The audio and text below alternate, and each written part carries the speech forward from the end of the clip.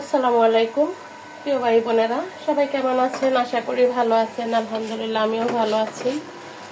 আমি আজকে মূলা শাক রান্না করব। লবণ দিয়ে একটু ভাত দিয়ে নিচ্ছি। আর এখানে নিয়েছি কাঁচকলা দিয়ে আমি এই মাছ দিয়ে একটু ঝোল রান্না করব। আমি কিভাবে রান্না করব দেখতে চাইলে পাশেই থাকুন। আমি কিন্তু এখানে শাক রান্না করার জন্য পেঁয়াজ, রসুন আর কাঁচামরিচ দিয়ে দিলাম। আমার রসুনটাও হয়ে গেছে, আমি এবার শাকটা দিয়ে দেব।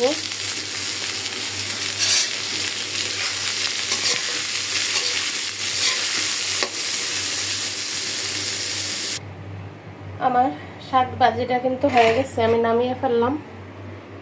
এখন আমি কলা তরকারির জন্য মাছটা একটু ভেজে নিব। মাছটা ভেজে নিলাম। এখন আমি কলার তরকারিটা বসায় দিচ্ছি। পেঁয়াজটা হয়ে গেছে, এখন দিয়ে দিচ্ছি বাটা মশলা। এখানে জিরা আর পেঁয়াজ, রসুন আর দিয়ে দিচ্ছি অল্প করে একটু মরিচের গুঁড়া,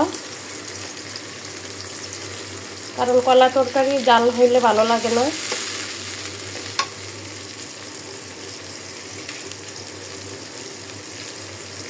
ওইটা দিয়ে দিচ্ছি কাঁচামরিচ।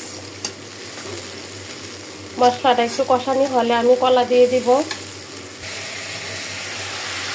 আমার মশলাটা কিন্তু কষানি হয়ে গেছে। আমি এখন ভাপ দিয়ে রাখা কলা দিয়ে দিলাম।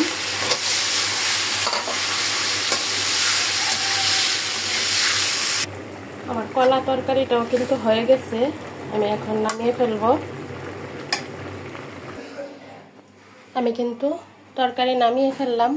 দেখুন, পুঁটি মাছ, শিং মাছ দিয়ে কলার ঝোল। আর এখানে মূলা শাক। গরম ভাতের সাথে মূলা শাক খাইতে কিন্তু অনেক ভালো লাগে। সবাই দেখে বলবেন আমার রেসিপিটা কেমন হয়েছে। সবাই ভালো থাকবেন। আসসালামু আলাইকুম।